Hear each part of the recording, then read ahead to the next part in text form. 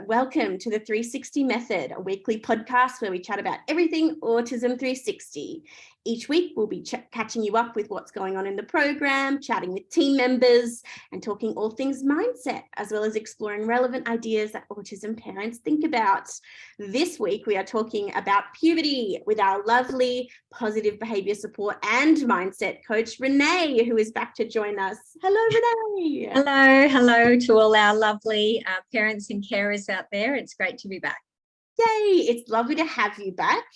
I'm Ella, I'm your host, and it is so lovely to have you with us listeners.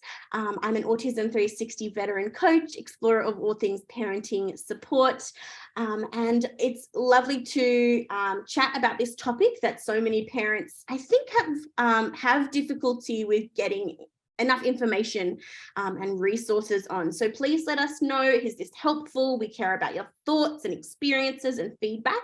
So please do drop us a line at hello@autism360.com. We love your feedback, whether you're a program member or not.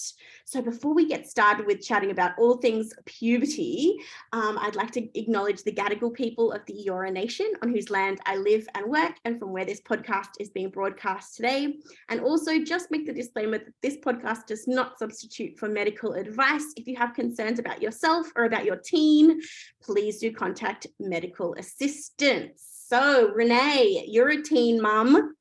Yes, I am. Not a teen mum, a mum of teens. Yes, and that's a very whole different category, Ella. But yes, I do. I have a 17-year-old and a 13-year-old. So definitely in the teen years. Yeah, absolutely. And I think it's one that lots of, I guess, parents in general, but specifically autism parents, don't have a lot of resources. It seems like there's far more available for much younger kids in terms of advice and support. Have you noticed people saying that? Absolutely. And I think even with the government support, there's a lot more for younger children as well. So I think there's definitely a big need for that support and advice for people navigating, because it's such a tricky time to navigate as it is. Let alone, knowing, well, is this something that a neurotypical child will be doing, or what do we expect here, and how do we manage all of those things? It's definitely a bit of a minefield, and I think a lot of parents feel quite nervous about those teenage years, and how do we get through them? So there's just a lot of influences, obviously, with high school and peer pressure and hormones, so many things all at once, and a lot of pressures as well. So it's a great topic today.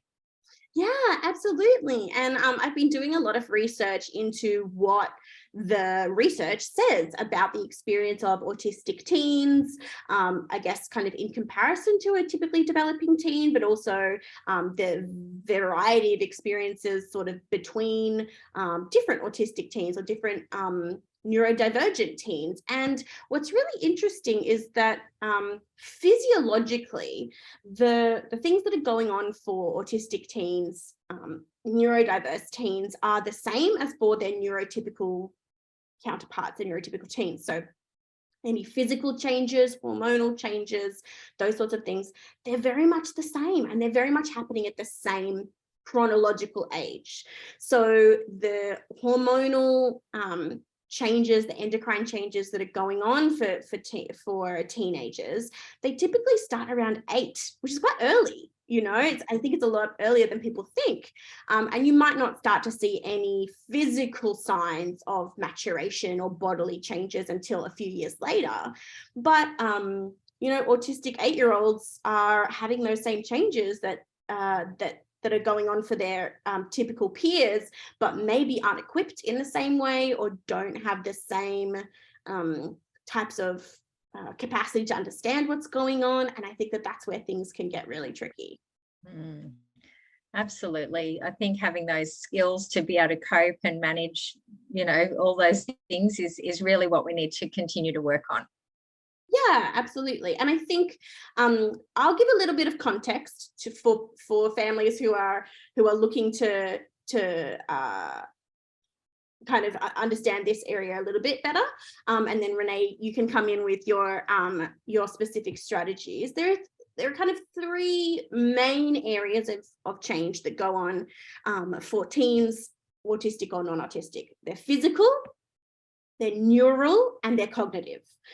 So your physical changes are the ones that, you know, everybody knows about all the, you know, the bodily things that are going on. Your neural is a little bit more under the surface, right? So what's going on for your teen during puberty is actually similar to what's going on for them neurally when they're an infant and a toddler. The process is called neuronal pruning. And what that means is that it's the biggest, apart from infancy, it's the biggest time of neuronal change within the human lifespan trajectory. Isn't that amazing? And what's going on is that their neuronal pathways, the things that solidify behavior, that solidify thought patterns, that really drive behavioral patterns, are becoming more concrete. And they're also doing what's called pruning of those unused neurons. So anything that's not really being used will be reallocated in terms of neural capacity, which is really amazing. Yes. But what it also drives is that last category of change, which is the cognitive category. And so that's why we start seeing things like higher order thinking skills coming more into play, or kind of abstract reasoning, empathy starts to deepen, a more kind of deeper questioning about their own identity and their place in the world, and those sorts of things start to happen because these neural pruning mechanisms are going on. So that's why we're getting a whole bunch of physical changes at the same time as getting a whole bunch of complicated thoughts and emotions and all those kinds of things.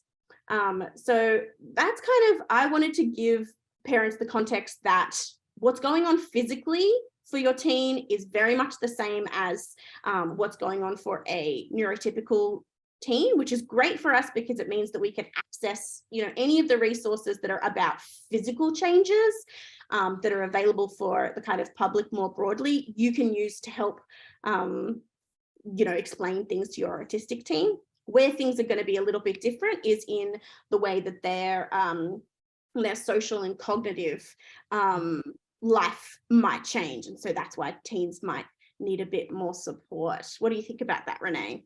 I think that's great news, because really it helps parents understand that, okay, really it comes down to those things that we can help support them with, help those behaviors, help learn those skills to be able to deal with emotions and all those, you know, hormonal changes that are going on, which is normal for every teenager, as you said. So really it comes down to our ability to really manage that, and they're the sorts of skills that we can help them build as well, which is fantastic. So you know, my tips around that would be really, you know, emotions are quite high at that time.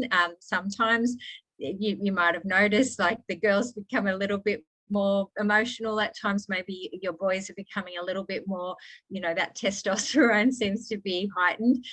So that is a big thing. And I think that there's so many things going on at once, as you said, Ella, and the hormones and the emotions can be very you know, strong at that time. So really working with them to manage their emotions, I think, is really important, to learn how to teach them those skills of how to identify how they're feeling to start with, which is a big thing.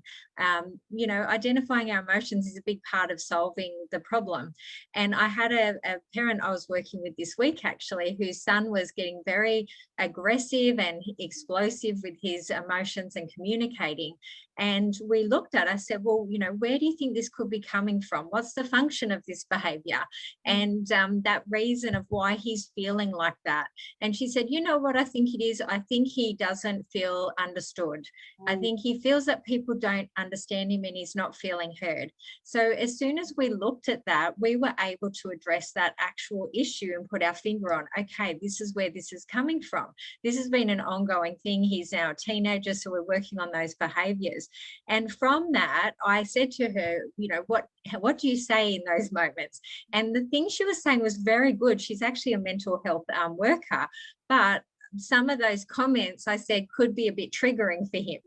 Why don't you ask him, what would he like to hear from you in that time? First of all, what is it that you're feeling at those times when he's calm? Obviously, they had that conversation. He said, I do feel like I get very defensive because I don't feel like people understand me. So she said to him, what would you like from me in those times? Because, you know, I want you to feel understood. So he actually told her what he needed.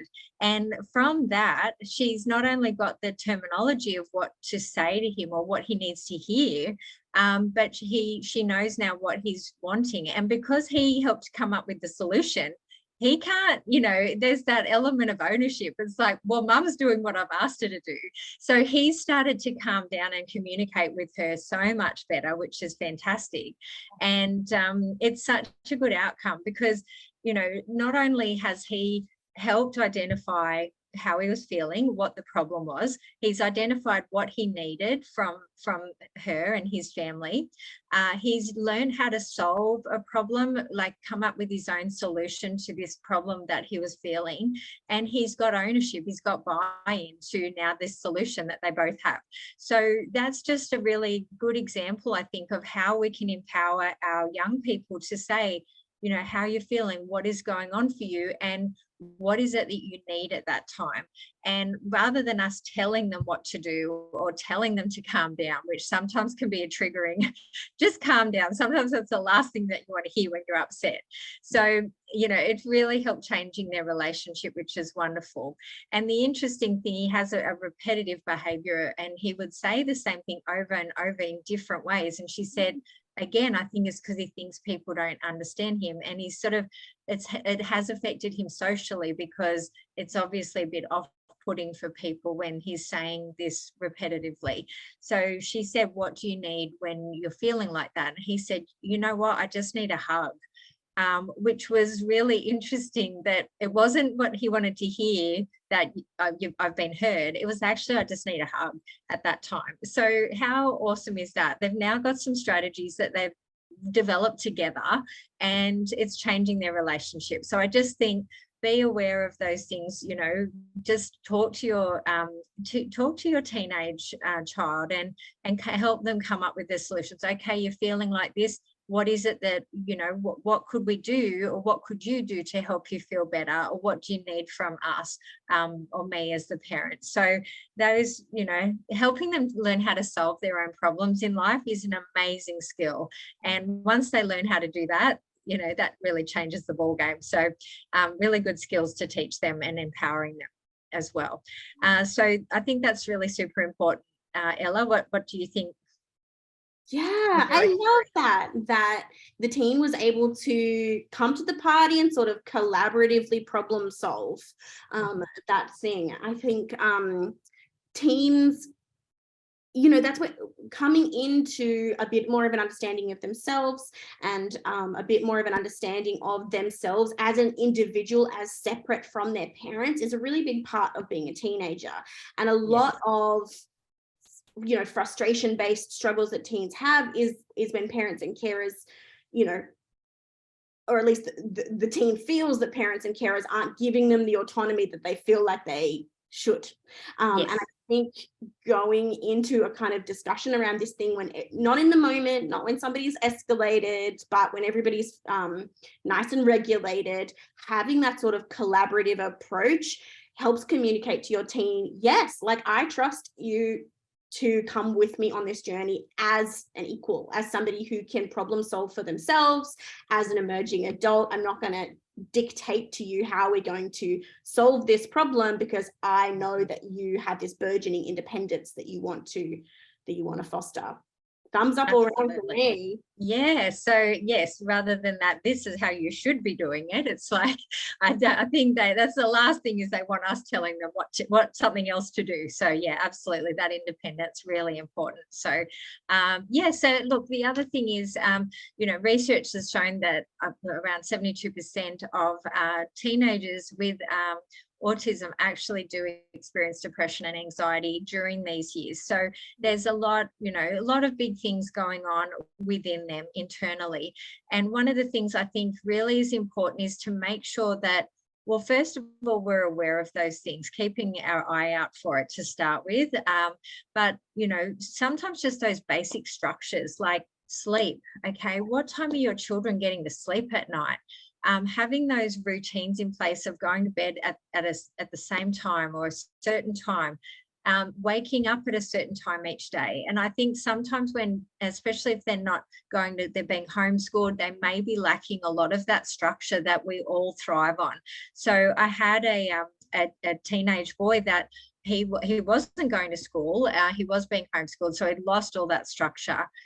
He wanted to get back to school, but he was struggling to, you know, get that happening because of anxiety and things like that.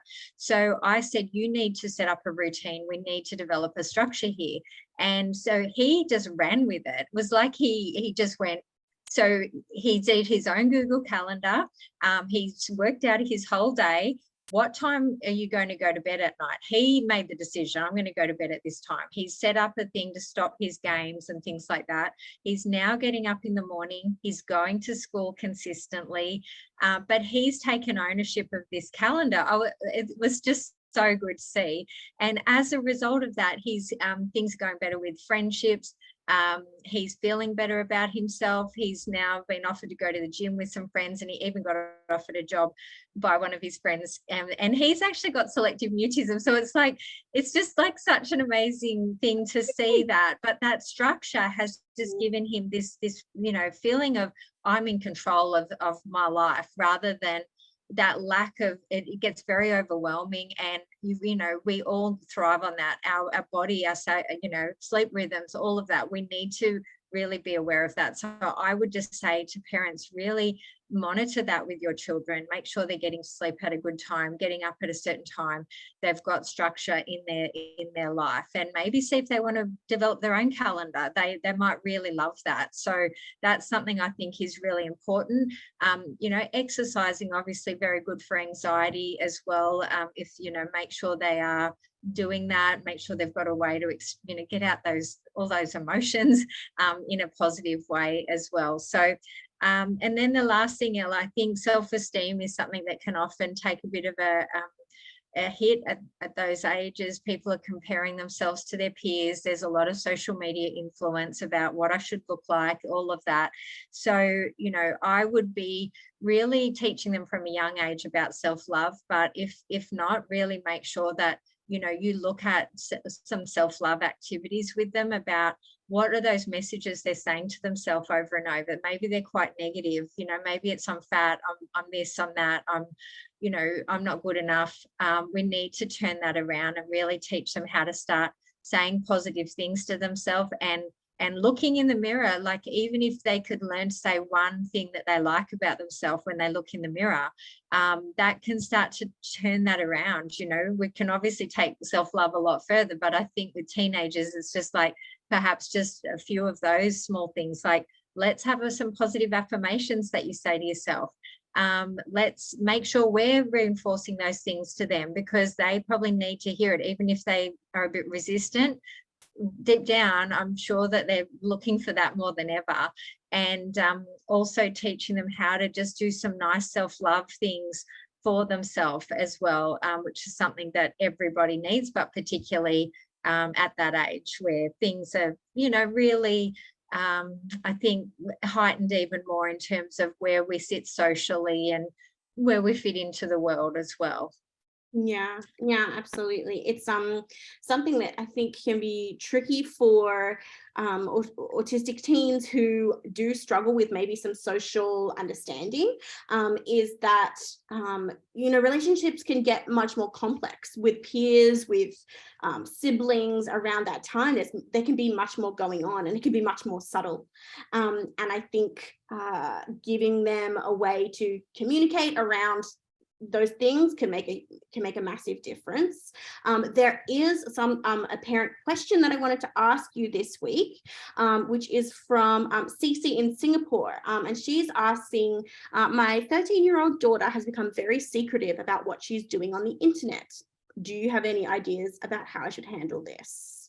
Yes, it's a very common one, actually, and something that and a lot of them are very very defensive about you looking at their phone, and I think if they are, that's a bit of a red flag in itself. But definitely keeping on top of that, having some rules about, you know, what, like managing the phone and or technology, so that you can keep an eye on what they're looking at, what they're being exposed to. The worst thing is to really just not be aware at all, because it's one of those things that they're so easily influenced at that time. So I think, you know, keeping on top of that from an early age is important. Communicating with them as well is something that I think we need to keep those lines of communication open, so our children do feel like they can talk to us if they're unsure about something, and they feel like it's a safe place to do that. They're not going to feel judged. They're not going to get in, you know, a huge amount of trouble, obviously, depending on what it is. But I think just them feeling like they can trust you to say, hey, I saw this online, or, you know, make sure that they can check in with you as well is really important. And I think, you know, sex is a big thing that I've spoken to my children about, because they're exposed to so many things online that we never had growing up ever. And it's the amount of exposure that they have to sex and all of that is out of control, and it's a really hard one for us to control. So I think we need to say to them, hey, look, these things that you're seeing, this is not a normal relationship. This is not what is expected or how a loving couple is with each other. Because I think I wanted to make sure that my daughter knew that that is not how you get treated. If you're seeing something, you know, between a man and a woman, and the same with my son, I wanted to make sure that he knew that that's, you know, that's not how it is in the real world in terms of a loving relationship with a woman, because obviously some of the things that they're seeing is quite degrading at times as well. So I think, you know, it's an uncomfortable topic in a way to deal with our children, but it's a really important one, so that they know what is a normal, healthy relationship sexually, and what is not, that you're just seeing online. And, you know, if there's porn and things like that, that they may just get exposed to. It's hard to control all of those things. So control it as much as you can, obviously. Let them know that you trust them. Okay, I think that element of trust, so that they do feel like, okay, I've got some responsibility here, but keep an eye on it, and then keep the communication channels very open, so that they can check in with you about things. And obviously have those conversations about sex. You really have to address that at this age, and it's something that if you don't have that influence on them, they're learning from the internet a lot of the time.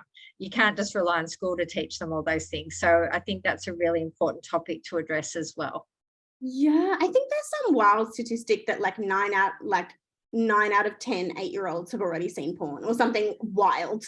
Wow. And to sort of think, okay, well, you know, as the internet age develops, as kids become more digitally literate, the amount of control avenues that we have to kind of shield them until they're developmentally ready to engage with those things gets less and less. So I guess specifically for Cece in relation to this question, does your daughter have a place that she can come to you where she isn't feeling judged about what she's going to bring to you that she's struggling with? So how are you, what is your tone, your body language, your facial expression telling her about the way you feel about what she's saying to you? Because all of those things can communicate to a teen that they aren't safe bringing things to you. So really look at how you're constructing what I like to call a safe harbor metaphor for your home, that it doesn't matter what's going on out in the world, it doesn't matter what's going on out there on the internet, that your home is their safe harbor. They can come there and know that nothing they do is going to make you love them any less, and that they can bring anything to you. And so be really active in the way that you cultivate that, and you should see a little bit more freedom, at least of communication, from your daughter. Absolutely. It's so important, Ella. And I think the other thing to be mindful and talk to them about is sending photos online. This is a really big issue. And the laws in Australia, actually, if you send a photo to someone underage, or even if they send it to you, you can actually be charged. So It's really amazing that the laws, it's so strict, and they do teach them this in our schools here in Australia, but you know, obviously it differs worldwide, but that is something that they really need to be aware of. But also, once that's out there, it's out there forever. So really talking to them about how to deal with those situations as well from a young age is very important as well. Absolutely. I think this topic is something that we'll probably come back to in upcoming episodes, maybe a few episodes on I don't know, puberty and independence, or puberty and getting a job, or that kind of thing. So if you're a listener and you'd like to hear that, please do let us know. Thank you for coming and chatting with me today, Renae. Thank you. It's so good to be back. I love it. And yeah, well done to all the parents listening. I mean, obviously you wouldn't be here if you weren't amazing parents, and carers. And I just really acknowledge you for what you're doing.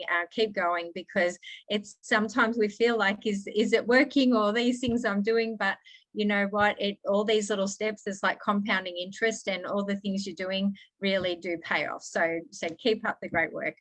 Yeah, absolutely. Thank you so much for joining us today, lovely listeners. We appreciate you, and we appreciate you being here. So if you have any more questions for Renae or for myself, please do drop us an email, and we will chat next week about another interest. Oh, next week I have a dietitian on to talk about autism and dietetics and nutrition and all that exciting stuff. So that's next week's podcast. So until then, think 360.